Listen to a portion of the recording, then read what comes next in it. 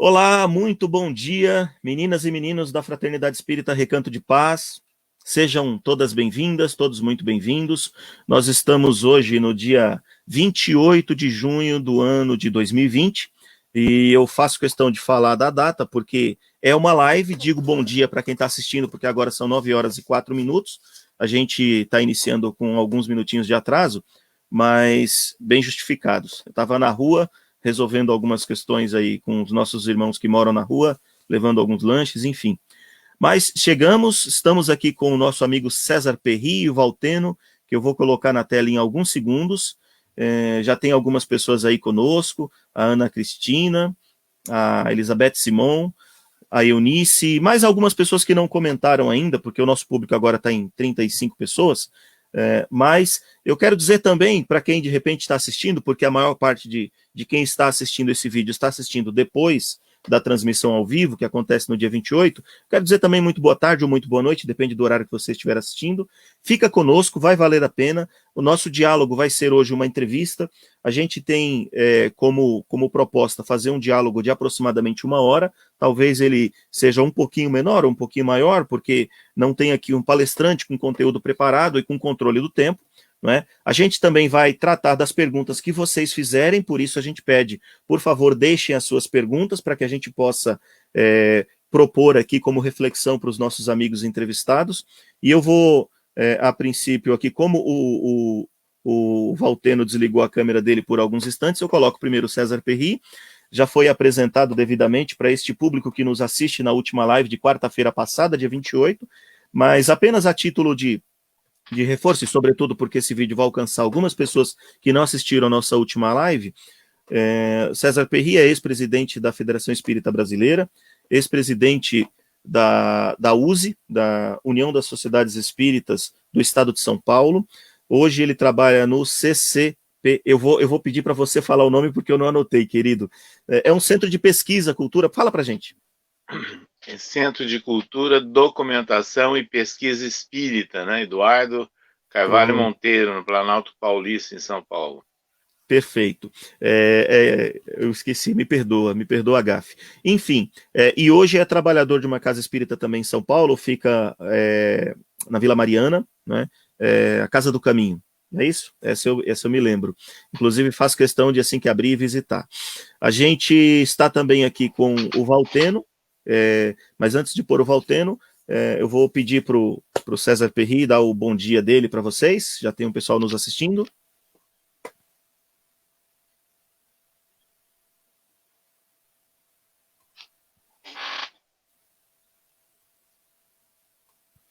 E então vamos agora trazer o Valteno para a tela. Tá sem som? Vocês estão me ouvindo ou não? Eu estou. César, o senhor está me ouvindo? O César está sem som, por isso que ele não respondeu. Ô César, eu acredito que você tenha alguma coisa aí no seu computador, porque o Valteno está ouvindo e o pessoal de casa também está dizendo que está ouvindo. Talvez seja o volume aí no seu computador, será que não?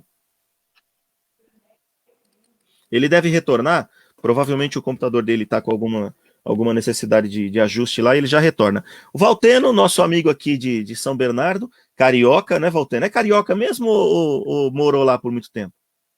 Não, carioca, mas estou aqui em São Bernardo há 10 anos. Isso. Está aqui com a gente em São Bernardo há 10 anos, trabalha aqui no Movimento Espírita de São Bernardo já desde quando chegou, né, Valteno? E hoje ele está, né? Eu vou fazer questão de usar o verbo assim como ele colocou, porque eu particularmente eu gosto mais deste, né? Ele está presidente da USE, da USE Intermunicipal de São Bernardo do Campo, né? E também atua no nível estadual na evangelização infantil. Valteno, dá um bom dia para o pessoal e me corrija se eu tiver feito alguma colocação errada. Não, tá ótimo. Primeiro, bom dia para todos que estão nos ouvindo e nossos agradecimentos aí ao Fredson, ao Recanto de Paz, a equipe, né, pela oportunidade de estarmos nesse trabalho, e a gente aprecia muito o que está sendo feito, a forma de divulgação e toda essa energia que o Fredson coloca dentro das atividades espíritas. Elas inspiram muito a gente. Em muitas coisas eu falo isso com verdade. Eu agradeço. Agora o César Perry voltou. Nos ouve agora, César? Agora sim, eu tive que reiniciar. Perfeito. Agradeço, né, a oportunidade mais uma vez, né, Fred? Que nós tivemos aí no dia 24 fazendo uma live sobre o tema no geral, né? E agora nós vamos ficar à disposição para essas suas propostas de reflexões, né? Para o novo momento, né? As repercussões que nós teremos aí após essa fase de pandemia. Maravilha. Desejo bom dia, né, a todos os internautas. Um bom dia para todos mesmo. Já chegaram mais algumas pessoas, eu estou com alguns amigos aqui também no meu perfil pessoal. Gente, uma sugestão e um esclarecimento. Uma sugestão para quem está em casa nos assistindo.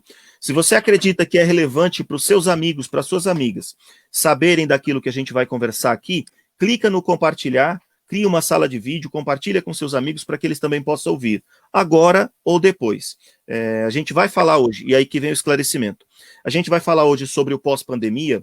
A ideia é que eu faça aqui algumas propostas de temas, algumas perguntas para os nossos amigos entrevistados, Valteno e César, a respeito do pós-pandemia, mas com uma tônica um pouco diferente do que foi na quarta-feira, dia 28, onde o César Perry fez uma excelente palestra sobre as repercussões da pandemia na Casa Espírita, quando iniciarmos a reabertura. Hoje nós vamos começar as perguntas falando sobre aquele momento em que a pandemia vai ser herança, em que a pandemia vai ser história.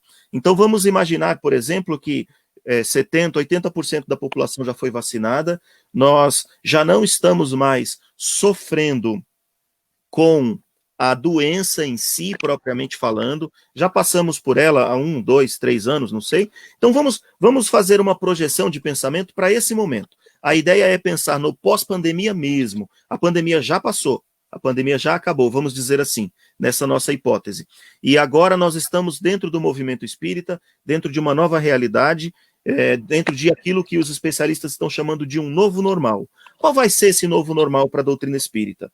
Para o movimento espírita, para as casas espíritas, para o nosso coração, para a nossa interação humana, enquanto seres engajados nesse movimento cultural que se chama espiritismo. Então, a nossa ideia hoje é essa.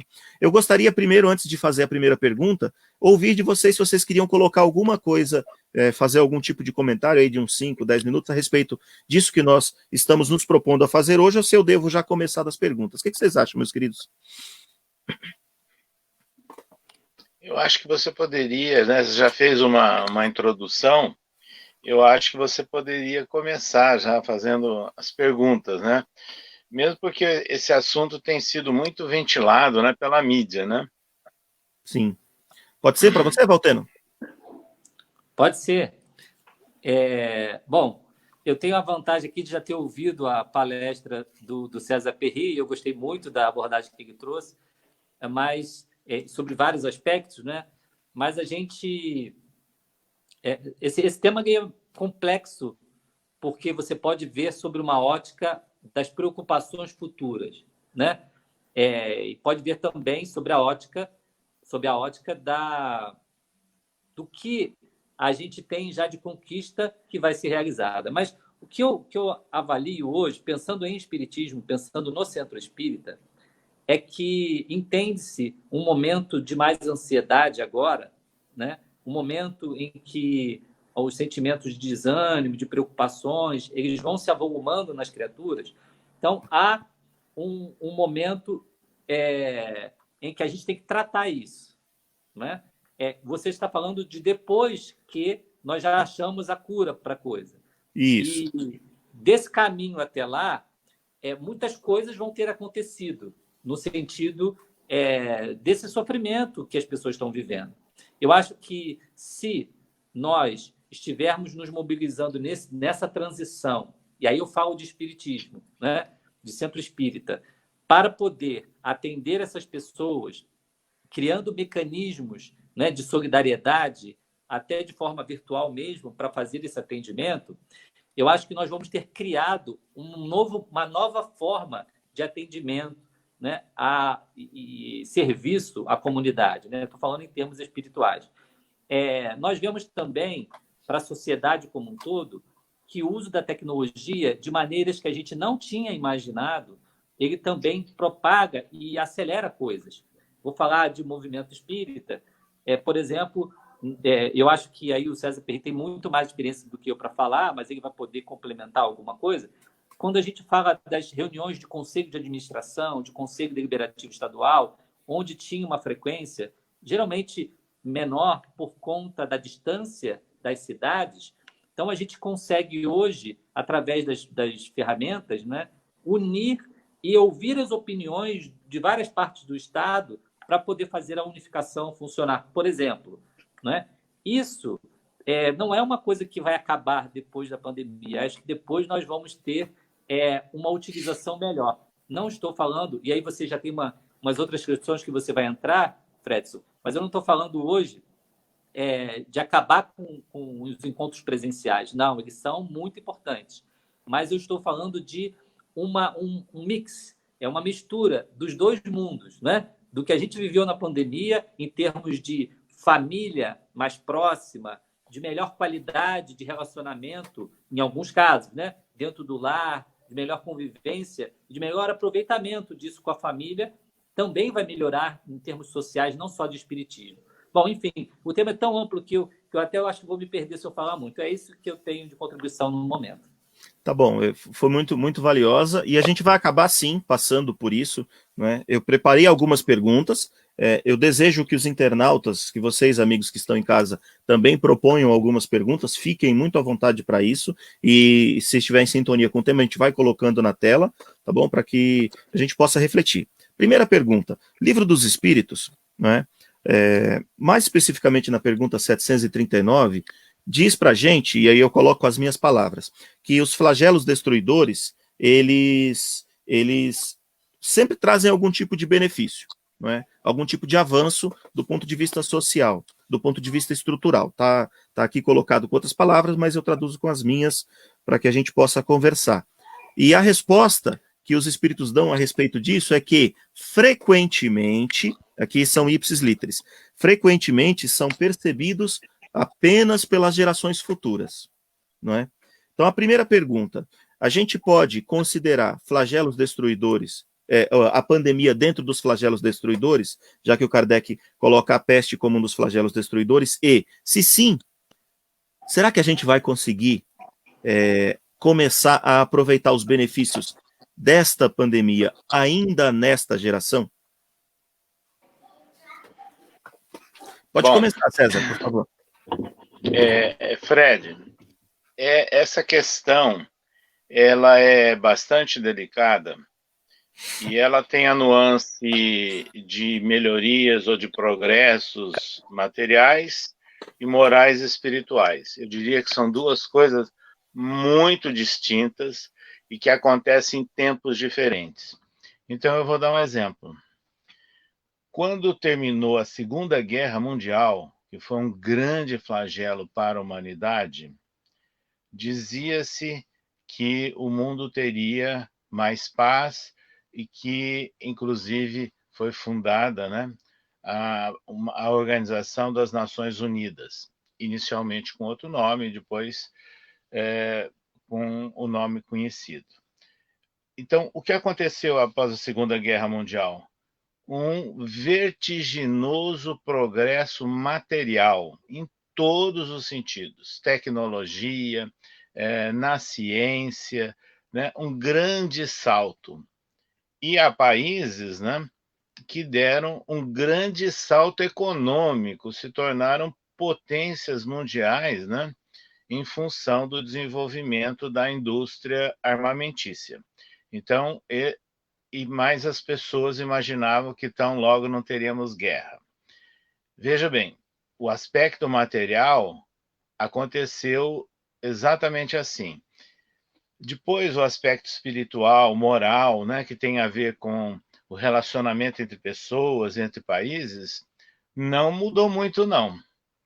Houve a Guerra da Coreia, houve a Guerra Fria, houve a invasão do Vietnã e uma sucessão de outras guerras que ainda prosseguem em nosso mundo.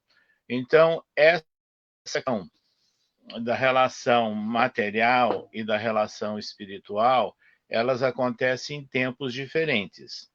Agora, se nós perguntarmos hoje, passado mais de 70 anos do encerramento da Segunda Guerra, houve melhoria na relação entre os países e entre as pessoas? Nós diríamos que sim, mas não naquele mesmo ritmo, né, daquele que aconteceu de ordem material. E gostaria de dizer para vocês o seguinte, uma reflexão. Nós que vivemos, a rigor, num país caracteristicamente de terceiro mundo, embora muitos políticos não gostem da expressão, mas porque nós temos um contraste violento, né, do ponto de vista socioeconômico, etc. Então, veja bem, nós atravessamos já algumas epidemias de gripes, da dengue, da chikungunya, e já tivemos, inclusive, a fase mais lá atrás da varíola. Agora, quando nós olhamos hoje, o que está acontecendo? A varíola aparecendo de novo, a dengue aparecendo de novo, a chikungunya aparecendo de novo. Houve condições materiais de debelar todas essas epidemias? Sim, através das vacinas. O que está acontecendo que elas estão reaparecendo? Questões humanas, desde o ponto de vista da pessoa, né, que não toma os cuidados preventivos, né, os cuidados de educação sanitária, e eu diria também de alguns governos, porque é o tipo de investimento, é o tipo de gasto que não chama muita atenção, que não dá ibope do ponto de vista político. Então, nós estamos vendo o reaparecimento de alguns desses surtos, né, sanitários. Então, para nós olharmos a pergunta que você nos fez, eu diria só o tempo dirá.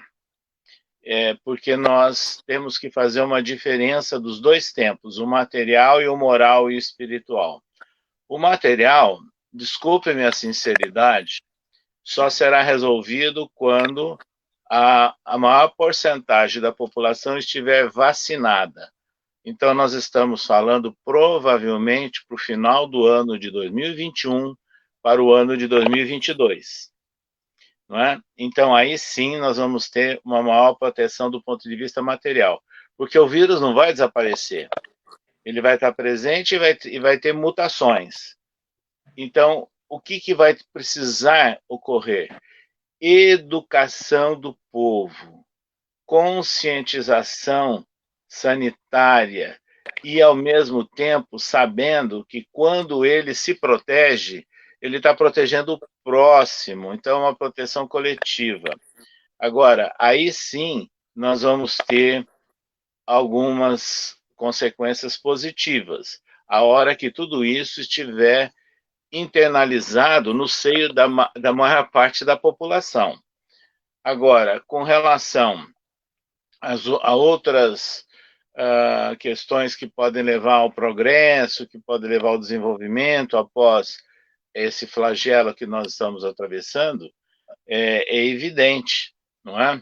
E vai alterar profundamente a rotina da nossa vida, levando àquele estado de novo normal, onde nós não sabemos exatamente tudo que poderá ocorrer.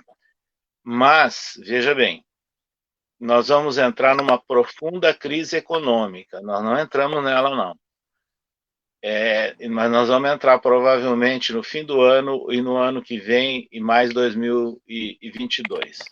Então, frente a uma profunda crise econômica e necessidade de soluções imediatas, né, vão surgir alternativas, né, de trabalho, né, de focos de trabalho, de prioridade de trabalho, assim, no contexto da sociedade em geral, e o grande desenvolvimento dos meios de comunicação, como nós estamos usando agora. Quer dizer, eu diria que há 4 meses atrás, nós não imaginaríamos no movimento espírita que boa parte dos centros estão fazendo lives, né? Então, nós vamos ter que nos conscientizar no movimento espírita que nós vamos passar agora por uma fase delicada de reabertura gradual, não é? E sabe-se lá quando, e evidentemente as portas do centro, do ponto de vista físico, estarão abertas parcialmente, com limites impostos pelas autoridades sanitárias, e quando eles estarão liberados. Mas nós vamos conviver com a nova realidade. E a nova realidade é essa da transmissão virtual, sem fronteiras, sem distâncias, né? Então, veja, eu creio que haverá progressos, mas nós vamos compreender esses progressos lá para frente, daqui a alguns anos. Bom, que esse daqui a alguns anos eu torço, espero que esteja ainda nessa encarnação, né? Mas, Valteno, agora é contigo. O que você tem para contribuir? Mais uma vez, a visão do César é muito bacana e eu aprecio muito, César. Muito legal. O que a gente vê, só para complementar, eu acho que já explorou bem a questão, e também para não ficar parado no mesmo ponto, mas eu sinto o progresso no relacionamento humano e também na nossa rotina com a família. Isso, para mim, ele tem um valor muito grande. Coisas que os pais não estavam vendo antes, estão vendo. A convivência com os filhos, né? As necessidades e as próprias empresas vendo que é possível uma constituição de home office para que você tenha aí tanto economia para as empresas, porque isso gera economia para as empresas, menos transporte, menos alimentação, menos não sei o quê, onde fica o funcionário em casa trabalhando, como há uma organização interessante, inteligente de trabalho. Então, acho que há um progresso nisso, há um progresso também nas reflexões, né, sobre a condição das pessoas, as necessidades psicológicas das pessoas. Tudo isso está sendo muito trabalhado, muito pensado pela sociedade de uma forma geral. Eu acho que esses são benefícios que nós vamos sentir. Eu entendo que alguns benefícios nós vamos sentir ainda nessa nossa geração. Eu acho que agora o progresso é sempre um pouco mais rápido do que era, né? Porque até por conta da divulgação das informações, do conhecimento é mais rápido, propagado, eu sinto que o processo evolutivo do planeta ele vai fazendo também uma curva mais acelerada nesse entendimento. Mas tudo também vai depender da maneira como a sociedade absorver tudo isso. Se for sob o ponto de vista do egoísmo e do materialismo, talvez a gente não aproveite tanto. Mas eu acho que as pessoas estão cada vez mais sensíveis, até por conta dos sofrimentos gerados nesse momento, né? Então, essa é a nossa contribuição complementando um pouco o que o César trouxe. Eu vou fazer aqui apenas uma repetição naquilo que eu já disse no começo, porque já entraram mais umas 20 pessoas. Sejam todos muito bem-vindos, quem está chegando agora. O vídeo fica gravado, depois que acabar pode voltar para assistir novamente. E nós estamos hoje com César Perry e com Valteno, que tem uma forte atuação no movimento espírita, conversando sobre o novo normal no meio espírita. A segunda proposta de conversa, a segunda pergunta, ela vai nos levar para uma seguinte reflexão, né? Ontem nós tivemos uma live no Recanto que foi extremamente esclarecedora, falando sobre mediunidade. E existem muitas mensagens mediúnicas que nos direcionaram para aquelas famosas ilusões de entendimento. A cura vem em tal dia no mês de maio, muitas coisas vão acontecer. Dessas questões, gente, sinceramente, eu estou vendo aqui, eu conheço pessoalmente, eu acredito que todas as pessoas que estão nos assistindo eu conheço pessoalmente. E eu sei que para vocês, né, para quem estiver nos assistindo, que tiver algum tipo de atividade na casa espírita, a gente nem tem necessidade de ficar tratando disso, né? O próprio tempo prova, Kardec fala isso, o próprio tempo prova quando uma inverdade se expressa. Mas existem algumas outras falas que nos trazem a seguinte reflexão, e essas falas talvez sejam um pouco mais relevantes. Algumas pessoas estão dizendo que esta pandemia veio para marcar a transformação definitiva da humanidade e a herança que ela vai nos deixar é um mundo de regeneração. Eu gostaria de ouvir vocês a respeito disso. E como eu passei na pergunta anterior a palavra primeiro para o César, Dessa vez eu peço para o Valtênio iniciar. Senão fica muito fácil, vai pegar o gancho do César e fica tudo muito fácil. Não gostei dessa mudança, mas tudo bem, eu vou fazer, estou brincando. Bom, a gente encara essas visões, né, sobre o mundo de regeneração. Às vezes, o meu sentimento, né, é que a gente quer tanto que a coisa aconteça e que a gente espera que vai ser imediato. Mas é uma transformação num planeta, eu acho que uma mudança no planeta não é uma coisa de um século, é uma coisa de bastante tempo, na minha visão. Então, não acredito que os espíritos que convivem conosco, inclusive eu, mudem o seu comportamento egoísta e orgulhoso de uma hora para outra.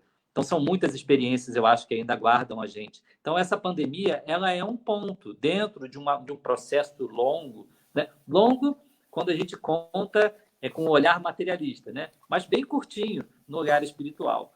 Então, eu entendo que nós temos ainda muito chão pela frente e muita coisa ainda a acontecer para a gente poder fazer uma renovação verdadeira, né? Às vezes, o nosso sentimento é que nós temos uma autoimagem muito elevada sobre onde nós estamos, né? E não é uma realidade. Quando a gente olha, né, um espírito evoluído, um espírito que alcançou um determinado grau, né, ele não reclama tanto da vida, né? Ele tem pensamentos bons a todo instante, ele não pensa mal do outro, etc, etc, etc. E aí eu me pergunto se eu consigo ficar um dia sem me queixar de nada, sem reclamar, sem falar mal de ninguém, né? São questões que vão ainda ter que mexer na gente, de mudanças muito estruturais que os sofrimentos, que as dificuldades, que as provas oferecem como experiência. Então, eu, sinceramente, acho que isso ainda... acho que sim, o mundo melhora sempre, e é uma visão otimista.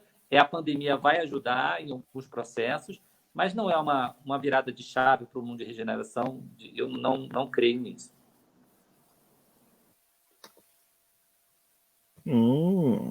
Agora é contigo, César. Fique à vontade. Eu acho que a colocação que foi feita, né, a provocação pelo Fred, a colocação feita pelo Valtênio é bastante oportuna. Nós gostaríamos de chamar a atenção que o tempo, no sentido espiritual e no sentido material, não conferem, né? O espírito, principalmente o espírito mais esclarecido, ele está vendo o passado, o presente e o futuro. Então, aquilo que para nós é um ano que se arrasta, para ele, às vezes ele está vendo aquilo como um minuto.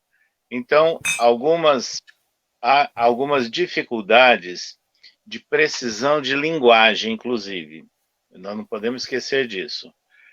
E Emmanuel, ele fala, por exemplo, em A Caminho da Luz, neste século. Quando ele fala algumas coisas neste século, eu confesso que eu fico em dúvida se ele estava considerando o século XX, no qual ele escreveu, ou se ele estava se referindo a um século a partir do momento em que ele estava escrevendo. Então, tem coisas que ele escreveu dentro dessa ideia de um século que continuam acontecendo por agora, inclusive. Mas aí confere, porque está dentro do século referente a partir do momento em que ele escreveu. E isso é tão interessante, é tão relativo, essas análises de tempo, que muitos historiadores falam que o chamado século XX foi o século mais curto da humanidade. Sabe por quê? Alguns conceituam o século XX não como o ano 1901 até o ano 2000, mas eles consideram como grandes marcas, delineadoras ou divisores de água. Então eles dizem, para eles, o século XIX, o século com parâmetros mais antigos, ele se encerrou na Primeira Guerra Mundial, então 1918. E aí, no conceito deles, é que se inicia uma nova proposta de século. Pois bem, eles também concluem que o século XX encerra-se com a queda do Muro de Berlim, 1989, e que a partir de 1989 é que se inicia também uma nova visão, uma nova proposta de convivência entre as pessoas. Então eu vejo que tudo isso é muito relativo. Então realmente não dá para ficar acreditando e nem considerando datas, né, marcadas. E eu vou dizer mais uma coisa. Nós tivemos a oportunidade de visitar dezenas de países, de conhecer as realidades. E conhecemos realidades de relacionamento humano, de respeito ao cidadão e de respeito ao próximo, muitas vezes superior ao Brasil, muitas vezes superior. E nós conhecemos lugares que estão, eu diria a vocês, numa fase muito primitiva. Então, o nosso mundo é muito heterogêneo. Quem tiver a oportunidade de um dia acompanhar documentários, infelizmente são veiculados pelos canais pagos, né? Mais documentários sobre os países, sobre as partes do mundo, vai ver a diversidade do nosso mundo. Então, isso significa que quando nós falamos em transição, nós sempre estivemos em processo de transição, nunca deixamos de estar. Nós podemos estar entrando agora numa fase de transição mais aguda. Quanto tempo isso vai demorar, não podemos afirmar. O mundo de regeneração, que seria o terceiro milênio, não nos esqueçamos, terá 1000 anos, né? O terceiro milênio. Então, é isso que a gente tem que começar a ponderar, não é? Porque nós notamos, na melhor das boas intenções, muito ufanismo, por parte de espíritas, inclusive, companheiros nossos, né, que quando vêm as mensagens, acho que tudo vai acontecer agora, amanhã, ou após essa pandemia. Não acredito, não. Não acredito que essa pandemia será o maior divisor de águas, né, para nós entrarmos num mundo de respeito ao bem, de predomínio do bem. Seria o ideal. O tempo dirá. Então, nós vamos, na verdade, nos esforçar, cada um de nós, a aprendermos a respeitar. Inclusive agora, o período da pandemia está sugerindo isso. Respeito ao próximo, desde lá de casa, né? O Valteno falou. Porque muitos lares, os familiares próximos não se conheciam, né? Se encontravam em alguns momentos, né? Ao longo da semana. Agora, quando é todo mundo obrigado a ficar em casa, fazendo home office, a criança fazendo tarefas escolares pela internet, mas todo mundo junto.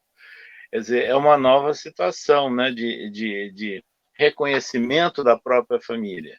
E depois vamos ver no retorno se isso tudo pode contribuir. A falta que fez a todos nós dos contatos sociais possa contribuir também para uma reflexão de uma melhor relação entre as pessoas onde nós estivermos. Então, a nossa visão é essa, né? Sem muito ufanismo, mas achando que, desde já, nós temos o nosso compromisso de fazer a nossa parte. Fredson, posso dar um comentário sobre... Obviamente, ainda na mesma linha, né, que o César coloca, e me veio uma coisa à mente, que foi a seguinte: Deus, ele tem um plano educativo para a humanidade e de conhecimento de todos estão ouvindo, né? As 3 revelações, elas vêm no espaçamento de tempo para a absorção daquilo. Então, você tem a primeiro Moisés e demora milênios para chegar até a próxima. Aí vem Jesus, demora milênios com a mensagem de Jesus trabalhando nos corações. Vem o Espiritismo. Ainda não passamos de 1 milênio do Espiritismo. Então, eu imagino falar em séculos e não falar em anos, né? Eu acho que essa transição ela acontece para mim eu não consigo precisar, também não vejo muita utilidade nisso, na precisão das coisas. Eu acho que nós devemos, sim, a utilidade nossa é apressar o nosso engajamento no processo de mudança íntima. Eu acho que isso é o que deveria ser a grande preocupação de todos os espíritos, né? É verdade. Eu sou, digamos assim, o neófito em espiritismo. Eu sou o mais jovenzinho em se tratando de espiritismo. Comecei no espiritismo em 16 de junho de 2002, né? Faz pouquinho tempo. Mas eu comecei, eu só estou comentando isso, desculpa, gente, eu sou entrevistador, mas eu vou falar aqui 2 minutinhos, né? Em sintonia com o que foi dito. Eu comecei no Espiritismo e fiquei muito empolgado. Meu primeiro livro foi o Livro dos Espíritos, não foi. Vocês sabem do que eu estou querendo dizer, né? E aí eu fiquei extremamente encantado com aquela lógica, processo de regeneração. Quando eu li o último capítulo do livro A Gênese, eu passei 6 meses para ler a obra porque eu não consegui correr. Eu parava, voltava, parava, voltava. Quando eu li o último capítulo do livro A Gênese, antes disso, quando eu li a última pergunta do Livro dos Espíritos, os dois textos que eu estou me referindo falam que o amanhã será melhor que hoje. Eu ficava olhando de maneira encantada, vai melhorar, daqui a pouco vai estar tudo melhor. E hoje de manhã eu saí de casa porque um amigo iria junto com uma amiga para entregar lanche para moradores de rua e ele teve um contratempo e não pôde ir. Aí eu fui, né? Essa amiga me ligou, umas 6 horas eu saí de casa, montamos alguns lanches, fomos entregar e eu voltei para casa convencido. A gente está construindo o mundo de regeneração. Ainda tem muita coisa para fazer para a gente poder dizer de fato estamos no mundo de regeneração. Só que a gente está construindo. Tinha muita gente na rua entregando lanche, entregando cobertor, e isso é parte integrante desse processo de regeneração.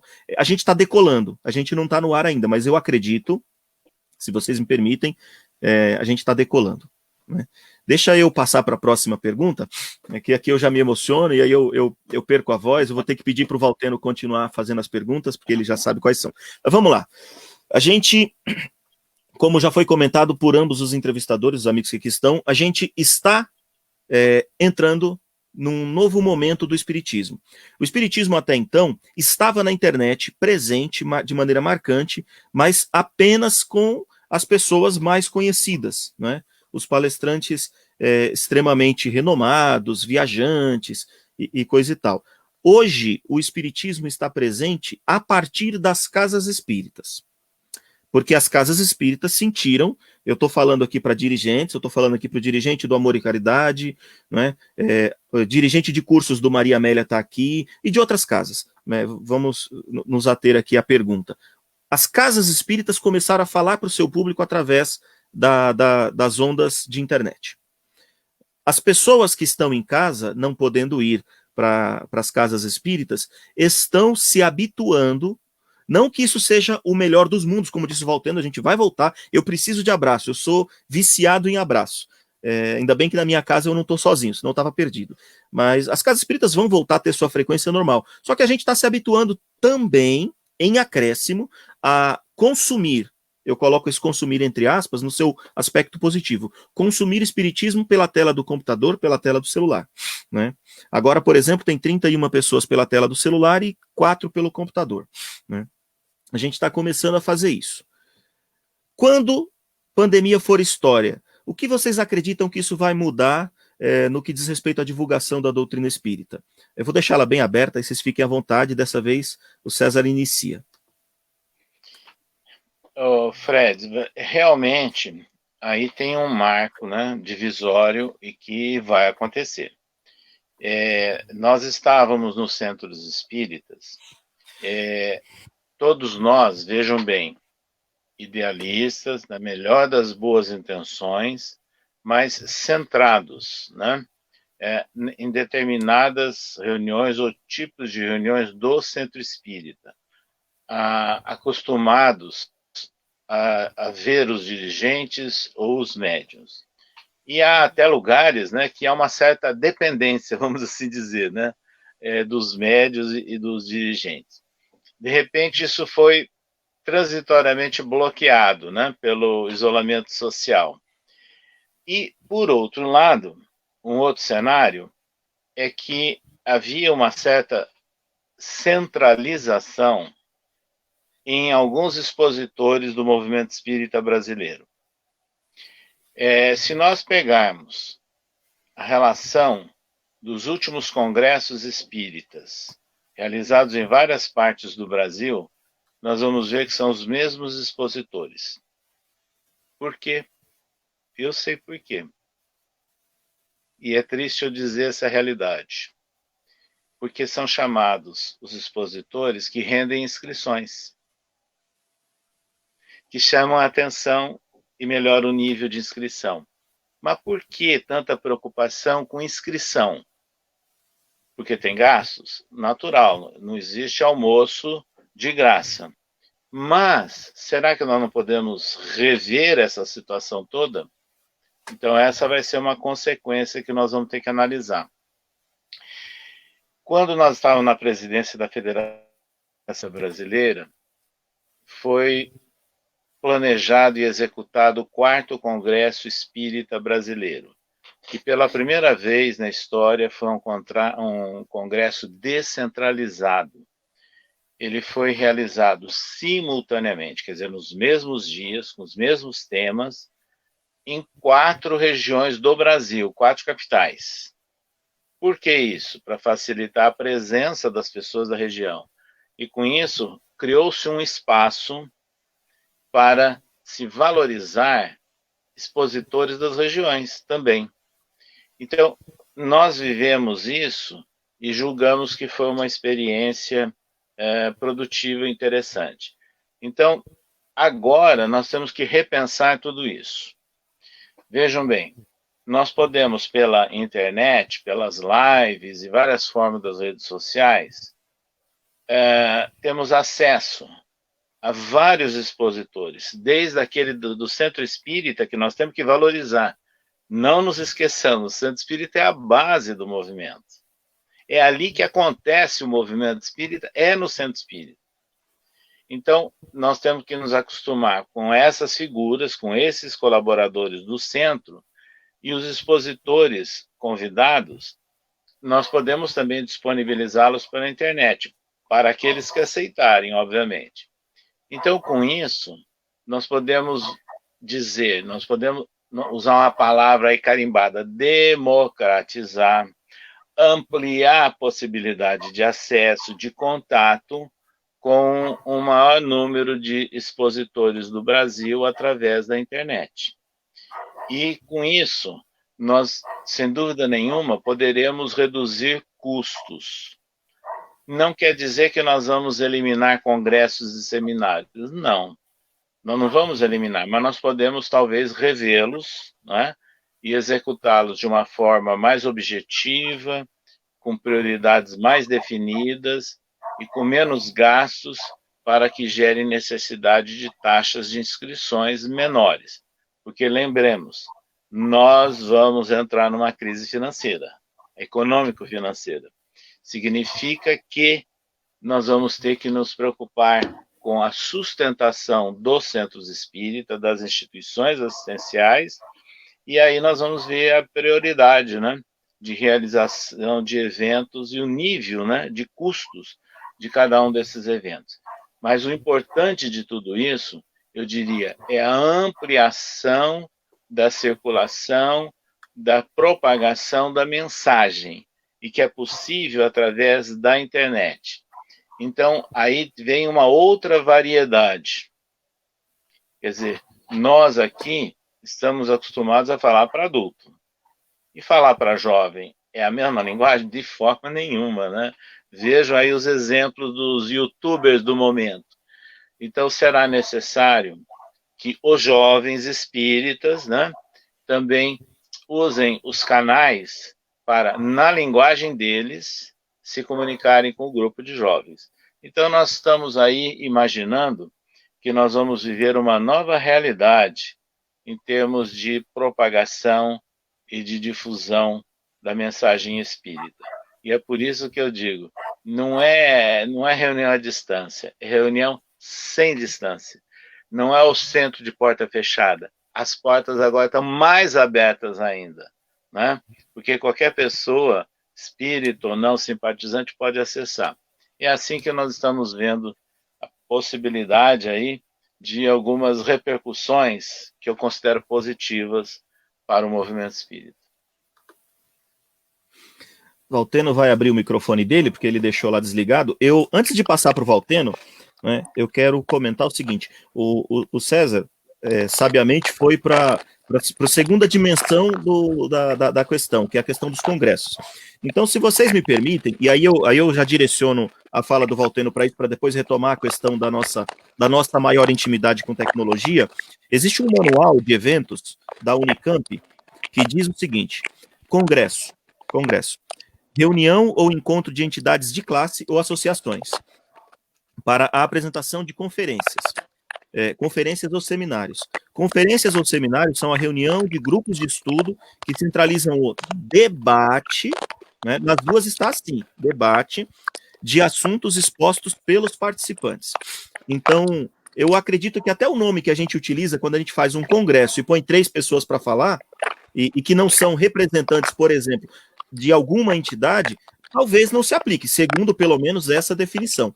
Então, aí eu faço essa nova provocação, e aí eu passo para o Valteno, tá? De repente o César também queria comentar. Agora, o público que pagava, vamos lá, vai, já que ele entrou num tema delicado, vamos lá.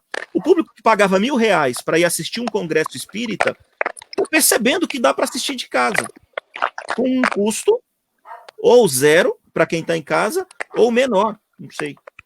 E aí, Valteno, o que você fala sobre isso? Olha, em qualquer dos modos que a gente está tratando essa temática, eu sinto que há uma necessidade de uma reflexão numa camada diferente, né? Para mim, independe se a gente está falando de uma maneira virtual ou de uma maneira presencial, e se a gente lança a mão de uma personalidade mais conhecida, com uma oratória melhor, vamos dizer, mais aprimorada, né? Porque eu acho que o grande ponto nosso sempre deveria ser valorizar o conteúdo da mensagem. Eu lembro da passagem do livro Paulo Estevão, fantástico. Parece que Emmanuel ele previa cada coisa. Nos livros de Emmanuel tem casos de epidemia, tem discussões e disputas no movimento espírita, tudo está lá nessas obras. Mas um dos pontos em que ele ressalta a questão da escrita das cartas, Paulo estava soberbado de tarefas, muito ansioso com aquelas questões todas para resolver, preocupado com as igrejas, com as comunidades cristãs criadas. E aí ele recebe lá uma visão espiritual, e nessa visão, né, que o Senhor chama ele, dizendo que Estevão iria apoiá-lo, etc., mas ele diz que era preciso ele ativar os poderes do espírito, né? E que as cartas seriam o veículo, a mídia, para isso, e que o que tinha importância era o conteúdo da mensagem, o valor da mensagem, era esse o valor. Acho que isso ainda nós não conseguimos, no movimento espírita, tratar o valor da mensagem de uma maneira correta. Por que eu digo isso? Quando nós estamos com dificuldade de ter o jovem à frente das tarefas, quando a gente vê as casas espíritas, muitas esvaziando, não é? E não tendo interesse os cursos de espiritismo, quantas casas? Eu vou contar uma história que é comum em muitas casas. Você abre uma turma com 30, 40 pessoas, quando você termina o curso, ele tem lá 7, 9, 10 pessoas. As pessoas esvaziam. Então, independente se é online ou independente se é presencial, a reflexão que eu trago é a maneira como nós lidamos com a mensagem. A mensagem espírita é maravilhosa. E em muitos de nós ela brilhou porque alguma coisa fez a gente enxergar essa mensagem com o valor que ela tem. E o ponto que eu trago aqui para essa resposta é que nós deveríamos mudar a abordagem. Nós deveríamos trazer a mensagem com mais reflexão, com mais profundidade. Cada frase que está lá no Livro dos Espíritos ou no Evangelho, ela tem um poder, tem um valor muito importante. Mas ela só tem esse poder se nós fizermos a reflexão, trazendo ela para a nossa vivência. E nós vamos descobrir coisas maravilhosas. Muita gente diz assim, não, o jovem precisa de teatro, de música, de não sei o quê. E aí não quer dar o Livro dos Espíritos para o jovem ler, porque o jovem vai ficar entediado. Não é? E isso é uma pena, porque a maneira como está se levando a doutrina não está fazendo a reflexão e realmente o jovem fica entediado da maneira como se está fazendo. Né? Não só o jovem, mas os frequentadores dos cursos de espiritismo, dos ESDs, né? Enfim, então a minha reflexão é que a gente mude muito essa abordagem. A abordagem ela tem que ser mais interativa. As pessoas têm que entrar na discussão da mensagem e descobrir o valor na vida dela. Quando faz isso, tem um brilho maior. Acho que, para mim, esse é um ponto que eu gostaria de colocar. Quer fazer mais algum comentário, querido César? Sim. Tanto o Valteno fez um comentário bastante oportuno agora, como você quando leu o manual da Unicamp. Realmente, o conceito de congresso é esse que a Unicamp coloca no seu manual. Não é aquela prática que nós fazemos no movimento espírita, nós chamamos de congresso. Porque para caracterizar um congresso, é uma reunião, uma assembleia, onde se discute, onde se estuda, se conclui e às vezes chega a deliberações, né? Esse é o congresso.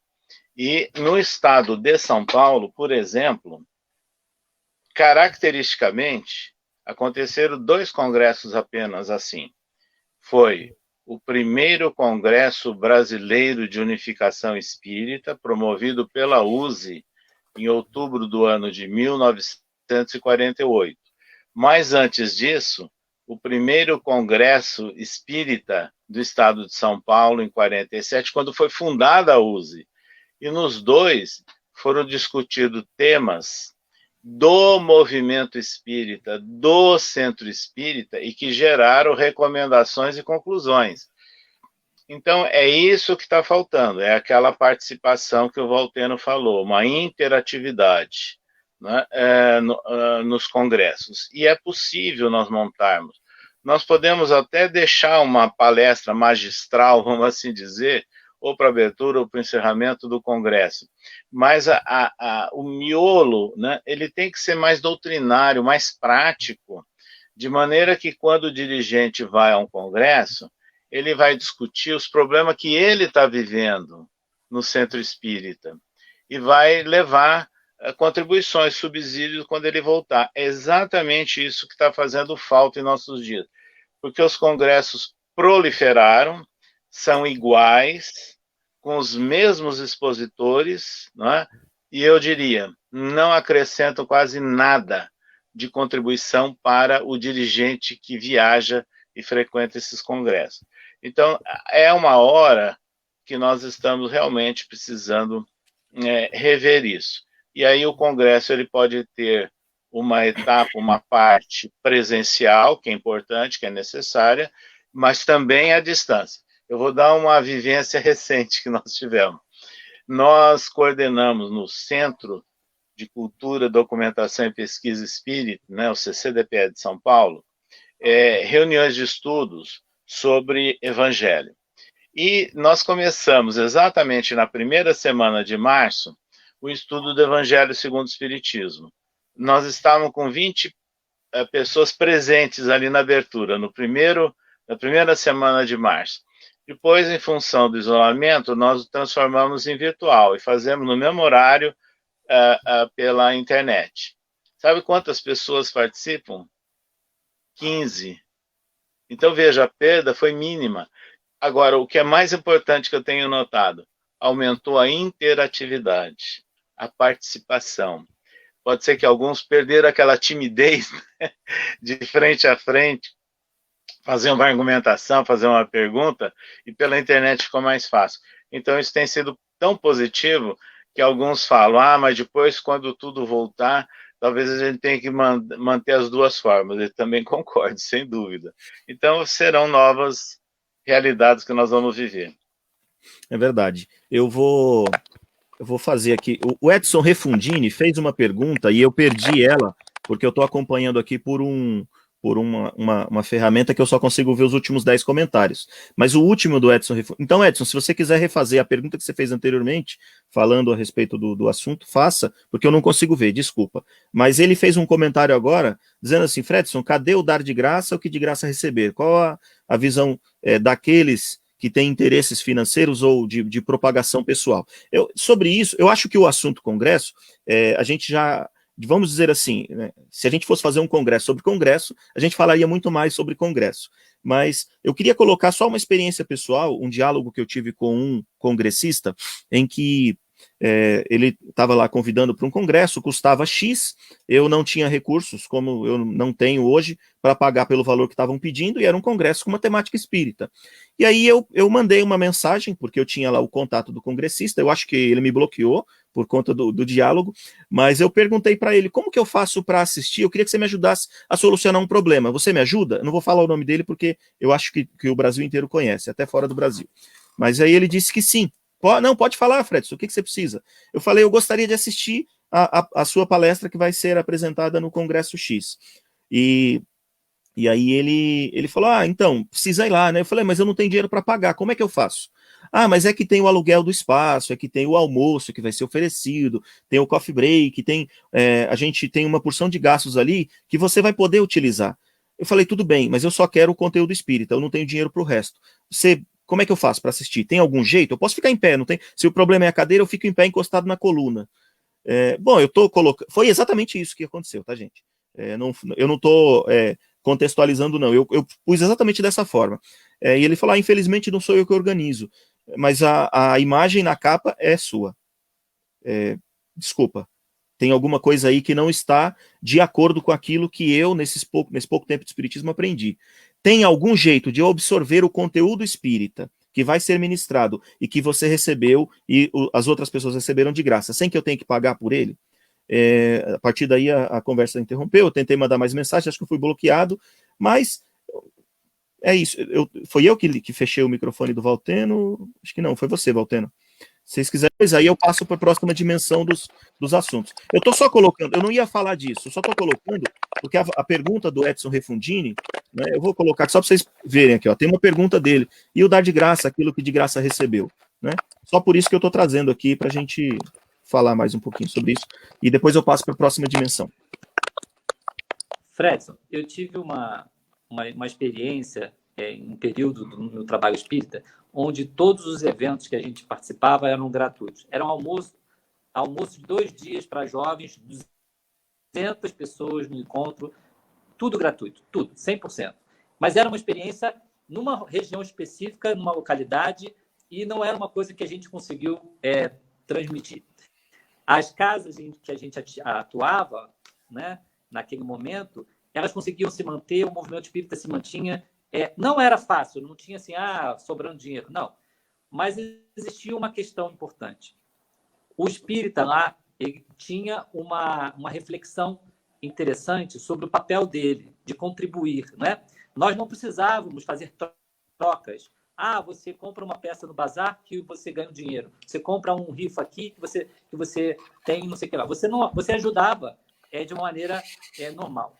Hoje, é muito difícil. Eu olho o mecanismo das instituições, né? Hoje a gente está na USE, a gente trabalha, faço parte da diretoria da USE, e a gente vê a dificuldade que é para que a gente consiga ter os recursos, né? Então, há um histórico dos congressos, de todas essas atividades, que ajudam a sustentar, por exemplo, ano passado, a USE teve um déficit de R$50 mil. É um déficit muito significativo. Por sorte, ela tinha um caixa que conseguiu se manter. Mas nós colocamos em risco uma instituição porque não há um engajamento dos espíritas para fazer com que... E a gente está falando do estado mais rico do país.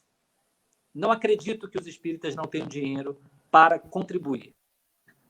Mas meu objetivo aqui não é tacar pedra em ninguém, de maneira nenhuma. Mais uma vez, se a nossa abordagem for interativa e de reflexão, a pessoa que está na casa espírita, ela reflete que precisa contribuir porque tem uma luz para pagar. Não é um pedido, não é um, pelo amor de Deus, não é um dízimo, não é nada disso. É uma coisa lógica. E ela contribui porque ela vê o valor da mensagem, o valor que o centro espírita oferece. No âmbito de federativa, a mesma coisa. A casa espírita, ela não entende o valor de uma USE. O dirigente pergunta assim, mas o que a USE vai fazer por mim? Essa não é uma pergunta adequada. A pergunta é o que o Cristo espera que eu faça para que o espiritismo progrida mais rápido e que eu auxilie uma federativa a cumprir o seu papel. Veja, há reclamações de ambos os lados, mas hoje nós estamos dentro de um problema que já foi criado. Então, toda a economia e a sustentação de uma federativa, às vezes, precisa lançar mão de um congresso. Eu gostaria, no meu pensamento, na minha concepção, que tudo fosse gratuito. E, sinceramente, eu já visualizei e trabalhei em situações raras que se consegue fazer tudo gratuito. Mas nós temos que fazer uma mudança muito estrutural dentro das pessoas, no entendimento do valor da tarefa e de quanto ela tem que contribuir para que a tarefa prossiga. Então, eu acho que esse é o ponto mais importante. E é possível, sim, de acordo com o seu pedido, por exemplo, se o Fredson tivesse feito um pedido desse para uma situação de um congresso, eu acho que os dirigentes do congresso têm que pensar como fazer. A USE abriu para o congresso atual, que foi transferido para o ano que vem, possibilidades para os jovens, existem situações ainda iniciais, ensaios, porque a gente tem que estudar o balanço econômico disso, para que outras pessoas participem, mesmo sem ter as condições completas. Então, acho que o meio termo a gente consegue chegar. Mas o mais importante seria que os espíritas financiassem o trabalho espírita sem necessidade de haver trocas. Acho que esse é um ponto para reflexão de todos nós, dos dirigentes de federativa e dos espíritas de uma maneira geral. César, alguma contribuição? Ou eu posso passar para o próximo? Sim. Eu via na tela aí a pergunta feita pelo nosso companheiro sobre o Dai de Graça, né? Então, veja, é possível você evitar gastos, reduzir gastos ao mínimo em eventos. Eu fui convidado já mais de uma vez para falar num evento promovido na cidade de Uberaba, onde não há taxa de inscrição para os participantes. Como é que eles resolvem isso? Contribuições de empresas, doações de empresas patrocinadoras. E não há problema nenhum, desde que você não coloque como patrocinador algum daqueles produtos que nós achamos não recomendáveis. Então, eles conseguem equacionar o problema da despesa, em primeiro lugar, conseguindo um ambiente que ou é cedido ou é colocada uma taxa mínima simbólica para a realização do evento. As refeições são oferecidas por diversos restaurantes, então se distribui, justamente para evitar o gasto grande, né? Então, eles têm conseguido fazer isso, então é possível. Agora, uma questão que nós temos que pensar nesse relato, nesse depoimento que o Fredson fez, é o seguinte: por que realizar encontros, seminários e congressos em hotel 5 estrelas? No Hotel Transamérica. Aí vem a seguinte questão. Não importa o nome, 5 estrelas. Tem vários assim. Aí eu faço uma pergunta. É a realidade do movimento espírita, dos frequentadores e dirigentes, se hospedar em hotel 5 estrelas? Eu, muitas vezes, compareci, antes da aposentadoria, em congressos profissionais. Na grande maioria dos casos, eu não ficava no hotel definido pelo congresso, porque era mais caro. Eu ia ficar num hotel onde eu pudesse pagar. Entenderam? Então, a mesma coisa nós temos que pensar no movimento espírita. Então, nós temos que começar a repensar isso. Ver locais que sejam agradáveis, que sejam simpáticos ao público, mas acessíveis ao movimento espírita, né? E criando aí as várias opções. Eu acho que chegou um instante, porque o que está acontecendo? Eu tenho ido, né, a convite a alguns congressos, e desculpe-me que eu sou sincero, não quero enganar ninguém, não sou candidato a nada. Olhando o público presente, é faixa média alta de espíritas ali presente. E que não são, muitas vezes, os trabalhadores e dirigentes dos centros espíritas. Então, veja, nós não estamos chegando nos nossos congressos na base que abrir espaço, condições do frequentador e do dirigente de centro espírita frequentar o congresso. E há muitos desses eventos aí, desculpe-me mais uma vez a sinceridade, são os mesmos que comparecem. No hotel X, no hotel Y, na cidade A, na cidade B, e vão acompanhando aí o expositor que eles veneram. Então, são coisas que nós temos que começar a rever no movimento espírita. Maravilha. Vamos para a próxima. Quando eu falei na próxima dimensão, não estava fazendo propaganda de livro, não, tá, gente? Eu estava dizendo assim, vamos para o próximo assunto. Aproveitando essa entrada do movimento espírita na internet, eu quero fazer um relato, e aqui o que a gente vai propor agora de conversa já vai me permitir, né, fazer aqui uma contextualização para a live que a gente vai fazer hoje às 7 da noite, tá? A gente vai fazer hoje uma live, gente, às 7 da noite, só com jovens. Eu vou ser o de mais idade. Eu estou pensando em convidar o Valteno também, talvez ele me ajude para eu não me sentir sozinho nessa live, mas a gente vai falar um pouco sobre mocidade, sobre evangelização infantil. O jovem na casa espírita, né? A gente vai conversar um pouco sobre o jovem na casa espírita, né? Todo mundo valoriza o jovem, porque precisa abrir espaço para a mocidade, porque precisa pensar na continuidade da gestão da casa espírita, absolutamente unânime esse discurso. O problema é quando isso para no discurso. Então eu quero dar um relato para vocês. Nós estamos fazendo O César está rindo ali porque ele deve estar lembrando de muitas coisas, né? Eu quero fazer um relato muito breve para vocês. Eu passei, vocês sabem, hoje é a 100ª X live, já são mais de 100, né? E eu não tenho sintonia com tecnologia. Não é uma coisa... Eu sou pedreiro de formação, tá, gente? Então, eu não estou fazendo propaganda do meu trabalho, não. Mas eu não tenho sintonia com tecnologia. Eu aprendo alguma coisa por teimosia. Passei mais ou menos umas 30, 40 horas, somando o tempo aí de estudo, para entender um pouco como que eu poderia fazer melhor essas lives. Hoje a gente está fazendo com convidados e coisa e tal, com ferramentas aqui mais interessantes. E no começo foi uma temeridade. Passei umas 20, 30 horas, 40 horas talvez, estudando para ver como fazer. E eu no último momento eu tive uma dúvida que eu não conseguia equacionar. Liguei para um garoto da equipe que o Valteno trabalha junto lá, o Felipe, que está nos assistindo agora. O Felipe está assistindo agora, gente. Liguei para ele. Em 10 minutos de conversa, ele conseguiu me explicar o que eu passei 40 horas, aproximadamente, para entender. Não estou falando isso à toa.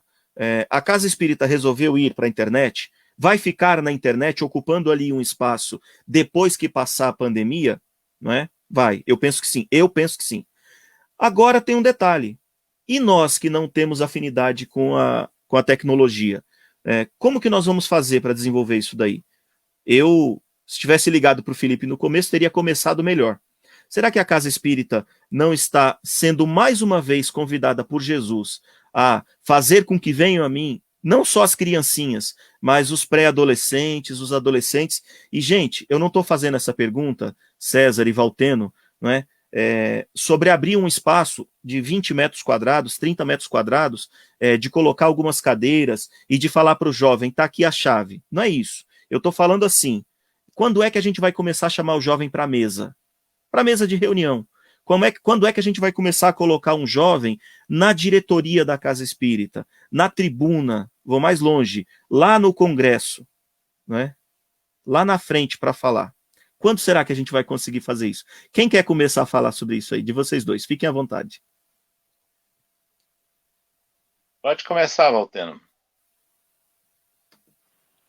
Bom, eu vou usar o que o César trouxe na última reunião, que eu achei fantástico. Eu assisti a live e eu acho uma grande oportunidade do jovem colaborar, né?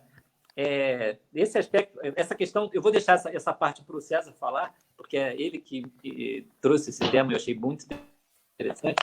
Mas o que me preocupa muito também olhando a questão de um prisma diferente, independente se é presencial ou se é online, né? Nós precisamos repensar a nossa relação com o jovem. E o jovem precisa ser estimulado a repensar a relação dele com o mais velho. Existe um problema também.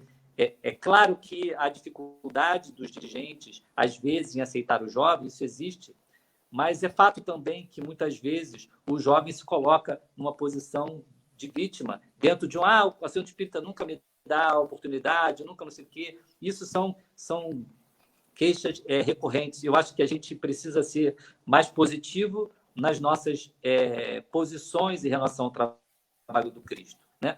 O trabalhador cristão, ele não relaciona tantos obstáculos. Ele cria os meios para vencer os obstáculos. E ele tem boa vontade de fazer a coisa certa. E a gente vai ter que ter aí uma junção melhor dos dirigentes. Nós estamos vindo de uma experiência maravilhosa, onde os nossos estudos eles têm pessoas de 70 anos com jovens de 15 anos, participando, interagindo e trocando espiritismo, né? Juntos, de uma maneira muito saudável, mas onde se reconhece com clareza que se a gente pode contar com a força do jovem, com a energia do jovem, com a tecnologia que o jovem traz, o jovem ele precisa considerar com humildade a experiência do mais velho. E os dois podem trabalhar juntos, mas não a gente, como o Fredson falou, dar a chave do centro espírita para o jovem ou permitir que ele se isole, criando uma ilha, né? Cria a mocidade espírita e fica ilhado lá, e aí você vai ter jovens de 35 anos, de 40 anos, ainda nessa mocidade, porque não conseguiram entrar de uma maneira, interagir de uma maneira correta dentro da casa espírita, colaborando com todos os serviços que o centro espírita presta à comunidade. Então, se por um lado o dirigente ele cria, às vezes, uma dificuldade porque não tenta se aproximar da linguagem do jovem, também é verdade que o jovem ele prefere ficar no mundo dele e se isola. Nós precisamos quebrar essa barreira, né? E uma forma, eu acho que aí eu vou abrir para o César falar, mas eu acho que uma forma, nesse momento, é do jovem colaborar, né, com essas questões de tecnologia. Olha, o Fred, você, na verdade, fez uma provocação. E nós temos que ser coerentes com a trajetória de vida que nós tivemos. Nós começamos a falar no Centro Espírita sobre o Livro dos Espíritos aos 16 anos de idade. Com 18 anos de idade, nós ganhamos um concurso de oratória que na época existia, né? Nas confraternizações estaduais, que foi a primeira com o GESP, em Ribeirão Preto, e aí nós tínhamos que fazer uma saudação em público no encerramento do evento. Quem é que estava na mesa? O Divaldo, que era o conferencista, Carlos Jordão da Silva, que era o presidente da USE, e vários outros dirigentes da USE, estadual e da região, e falando para um ginásio de esporte lotado. Mas nós tivemos que fazer, né? Foi o desafio. Então, nós tivemos essas oportunidades nas nossas vidas. E eu gostaria de lembrar que Divaldo Pereira Franco, ele começou a fazer palestras fora de Salvador aos 21 anos de idade. Chico Xavier fundou um centro espírita aos 17 anos de idade. Mas naquela época, ninguém sabia quem era Chico Xavier, que ele seria um grande médium, nada. Ele fundou o centro antes dele ser grande médium. Entenderam? Ele não era nem maior de idade, como se diz. E, de repente, ao longo da nossa vida, nós vimos que se criou uma resistência e um preconceito contra jovem no centro espírita. E um conceito completamente incoerente do ponto de vista doutrinário com a chamada idade ou maioridade. Quando eu fui presidente da FEB, uma das implicâncias nossas, e nós conseguimos, foi tirar aquela exigência que o EJE só poderia ser frequentado com pessoas já acima de 21 anos. Aí eu perguntei, 21 anos por quê? Não foi mudada a nossa Constituição? Não mudou a maioridade civil? Mudou para 18. Então não tem que ter limite. E sabe por que não tem que ter limite? Nós não somos espíritos encarnados? Quem é que garante que uma pessoa de 70 anos de idade tenha bom senso, equilíbrio, né? E, evidentemente, coerência doutrinária? Quem é que garante que um jovem de 15, 16 anos não seja um espírito preparado? Se nós somos espíritos encarnados, nós temos que respeitar a pessoa, o ser encarnado, e oferecer oportunidade. Aí a responsabilidade é dela. E isso deve realmente balizar as nossas atitudes. Então, o centro espírita, ele precisa ter não apenas uma sala para o jovem, mas o jovem participar de todas as atividades, inclusive essas que foram faladas aí, e eu diria outra, mediúnicas também. Sabe por quê? Vão aparecer cada vez mais médiuns precoces. É a característica do mundo que nós estamos vivendo. Agora, você vai falar para ele, não, você tem que fazer um curso X, um curso Y, para depois exercer a mediunidade? Aí eu faço a seguinte pergunta. Hoje um jovem ingressa na universidade aos 17 anos de idade. Se ele entrar no curso de medicina, ele vai dissecar cadáver, ele vai entrar em contato com a morte aos 17 anos de idade. Pouco tempo depois, ele vai começar a ter interação com a comunidade e vai ver os problemas de saúde, de saneamento de uma comunidade. Isso é seríssimo. Se uma pessoa faz o curso de direito, com 5 anos ele se forma. Tem alguma experiência, faz o exame da OAB. Vamos supor que dali 2 anos ele consiga o registro na OAB. Ele está habilitado para prestar concurso. E nós temos no Brasil juiz de direito com 26 anos de idade. Isso foi bastante divulgado. Agora, veja bem, o juiz de direito é considerada uma das principais autoridades de uma comarca. Eu pergunto, quem é a pessoa que vai chegar para o juiz de direito, jovem, e falar quem é você, que não tem experiência de vida, com essa idade, querendo me dar uma definição, uma sentença? Eu pergunto, quem é que vai ter essa coragem de falar para um juiz de direito jovem? Eu não quero fazer propaganda de ninguém, mas se nós prestarmos atenção no Brasil dos últimos anos, nós vamos ver que vários operadores de direito jovens estão inovando a tradição amorfa do direito no Brasil. Então nós temos que pensar nisso tudo. Se isso é possível no ambiente material, meu Deus, nós que somos espíritas e que temos a certeza que somos espíritos reencarnados, por que não abrimos todas as possibilidades ao jovem? A responsabilidade é dele. A orientação, a presença e o apoio é do adulto. Emmanuel fala isso nos seus livros. Então é chegado um instante, sim. E aí ele vai ter que ter o espaço dele e, evidentemente, que a linguagem do jovem, a forma de comunicação do jovem, a forma da música do jovem é diferente da nossa. Quando nós estávamos na presidência da Federação Espírita Brasileira, nós pedimos que fizesse um estudo sobre a chamada mocidade, porque lá é um campo experimental. Nós não concordamos com isso, mas é a realidade. Então, ele tem também ali algumas atividades internas de centro espírita. E foram anotadas 14 deficiências relacionadas com o jovem na FEB. E aí nós procuramos sanar e abrir espaços. E abrimos espaço, inclusive, para a música, nos horários deles, nos espaços deles, onde eles iam cultivar, né, a criatividade e a música. Agora, eu posso garantir para vocês que a música que o jovem gosta não é necessariamente aquelas entoadas evangélicas que nós costumamos encontrar em alguns eventos espíritas, certo? Até eu tenho resistência a alguma delas, apesar da minha idade. Então, nós temos que respeitar a diversidade, respeitar o espírito encarnado e oferecer oportunidade e darmos apoio a todos. É isso aí. Eu confesso que você me levou para uma outra dimensão de reflexões agora. Eu nunca tinha imaginado de comparar a jornada do jovem na casa espírita com as jornadas profissionais.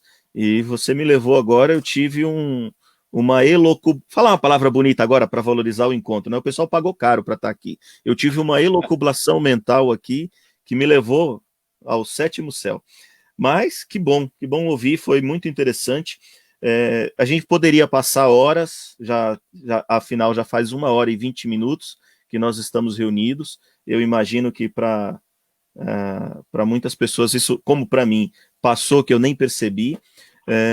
Mas eu gostaria também de dizer o seguinte: a gente vai ter, como eu falei, hoje às 19h, às 19 horas, uma live especificamente para conversar sobre o que nós estamos utilizando de tema final. né, o engajamento do jovem. Então, eu gostaria que a gente refletisse sobre isso. É muito importante, de fato. Né, o centro que eu comecei a frequentar, quando eu comecei na Mocidade, e depois de algum tempo lá eu estava como expositor na Mocidade, como dirigente de Mocidade, e tinha um número total de jovens de 11 a 18 anos de 360 pessoas. Na época, a Silvia Puglia, que era dirigente da FESP, foi visitar e ficou espantada, porque ela viu uma sala com 50. E ela falou, a Mocidade de vocês é grande. Eu falei, essa é uma das salas. A gente tem 10 salas, essa é uma. A gente tem 10 salas parecidas com essa. Ela é maior que a da FESP. Eu falei, mas é porque aqui o jovem acontece. Encontros eram organizados por jovens. O jovem não saía da Mocidade para o curso de Espiritismo no básico primeiro ano. Saía para o estudo do Livro dos Médiuns, porque na sala de Mocidade, como o Valteno comentou, ele já tinha estudado o Livro dos Espíritos. Né? Ele não ia lá para fazer teatro. Quer fazer teatro? A gente vai ter um domingo por mês, a gente vai ter uma vez por semana para música, um domingo por mês para teatro. Sala de Mocidade lá, né? E aqui eu quero tomar cuidado para não pesar a fala, mas sala de Mocidade lá era para a gente estudar Kardec. Né? Kardec e muito mais, é claro. Mas amei estar com vocês hoje, né? Me sinto um pouco melhor em termos de reflexão, com certeza, e eu quero abrir para que cada um faça aí as suas colocações finais, se vocês quiserem fazer pergunta para o outro, ou alguma coisa do tipo, e depois a gente encerra. Tá bom, gente? Foi um espetáculo. Alguém gostaria de fazer alguma colocação final sobre o contexto, sobre o que a gente falou? Eu queria agradecer, né? Eu acho que está com o César aqui, eu não sei por que você botou meu nome nessa lista, mas eu dei sorte, não sei o que aconteceu. Obrigado, César, foi muito, muito bacana ouvir a tua experiência e realmente a tua visão do movimento espírita. Fredson, agradeço também esse trabalho que você está fazendo, e aqui isso dignifica que o nosso ABC, em termos de espiritismo, você movimenta bastante e realmente tem uma ação muito positiva para a divulgação do trabalho espírita. Né? A gente, de palavras assim, finais, considerando esse último tema do jovem, que a gente olha com muito carinho, né?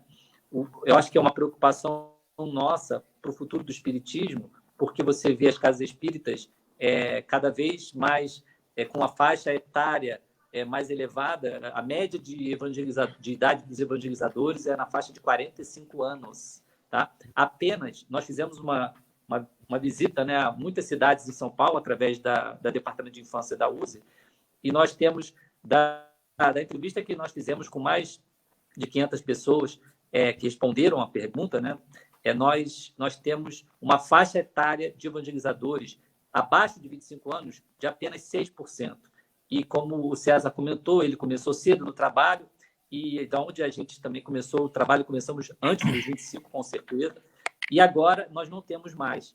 Isso me preocupa, é uma preocupação, porque é uma questão de sucessão.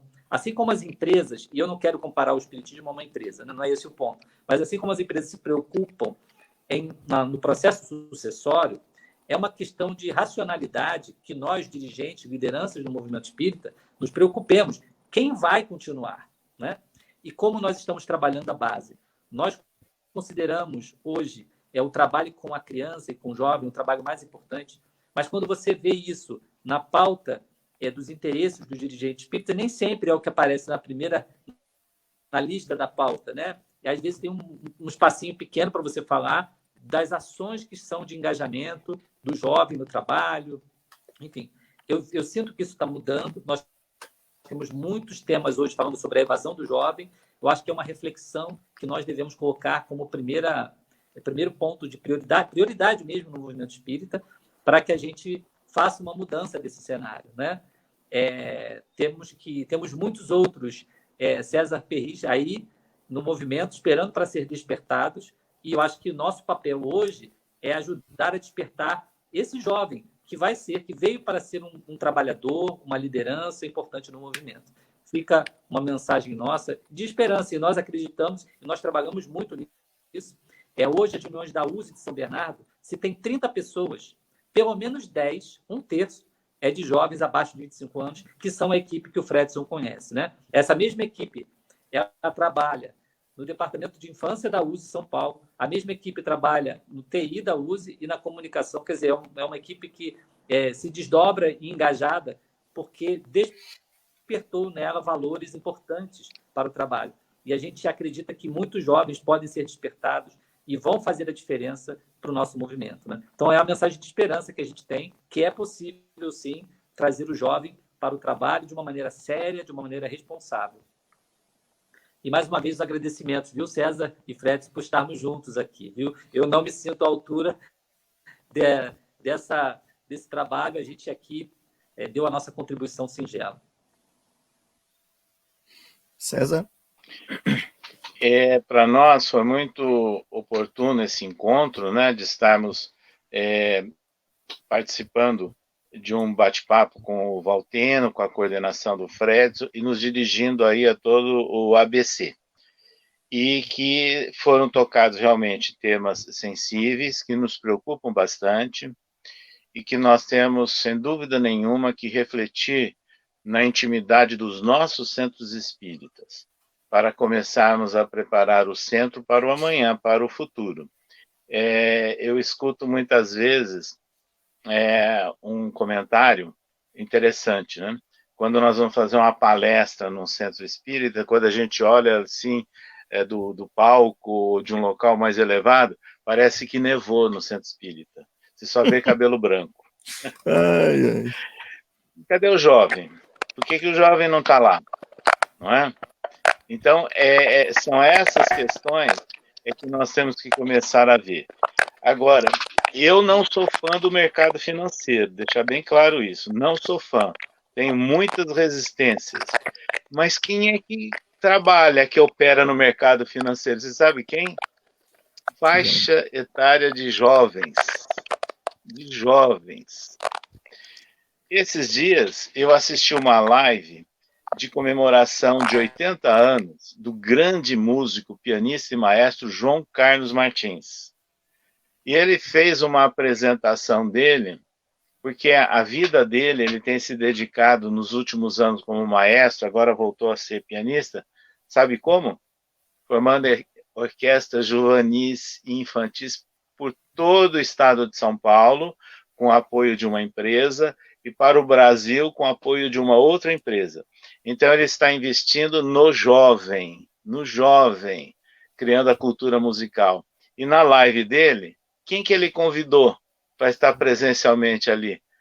3 jovens que ele estimulou, inclusive um de 14 anos de idade, um exímio pianista que foi estimulado e orientado por ele.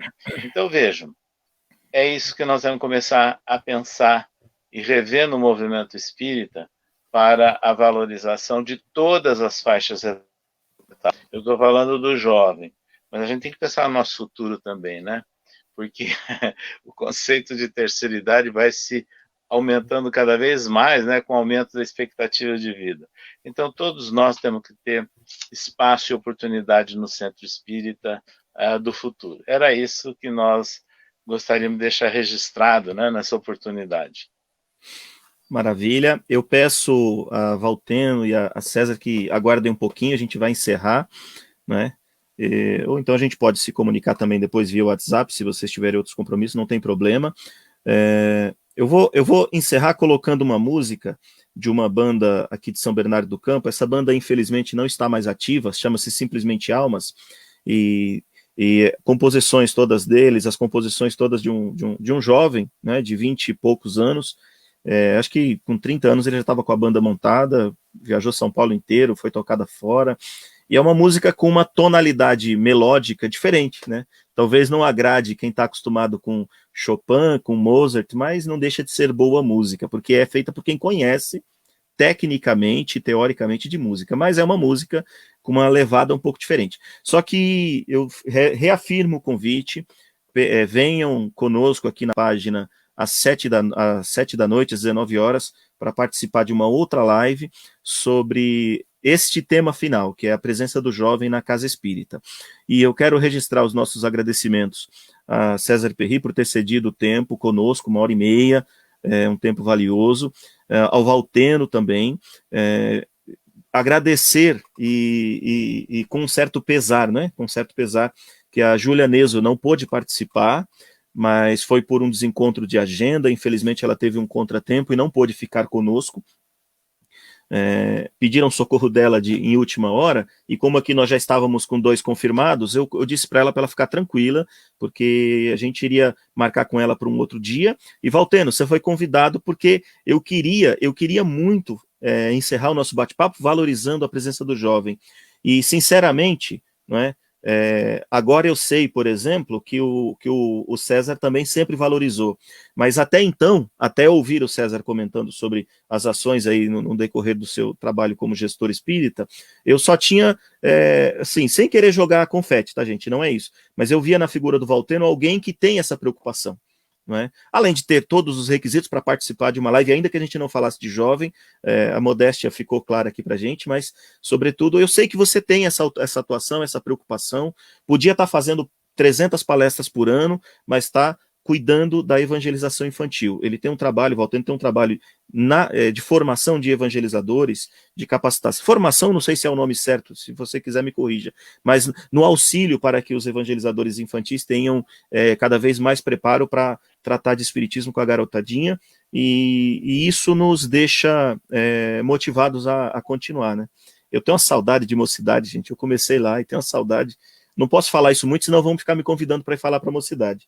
E, por fim, é isso. E a nossa gratidão também à USE, de São Bernardo, que nos permitiu fazer a transmissão dessa live também na página da USE, ao Movimento Espírita de Diadema, ao MED, na figura ali do Onofre, do Fernando, do Quaresma e de todos os outros dirigentes, que nos permitiram transmitir também essa live na página do Movimento Espírita de Diadema, e dizer para vocês que chegaram atrasados, eu estou vendo algumas pessoas dizerem aqui, cheguei atrasado e tal, em 5 minutos após o encerramento dá para assistir do começo, tá bom?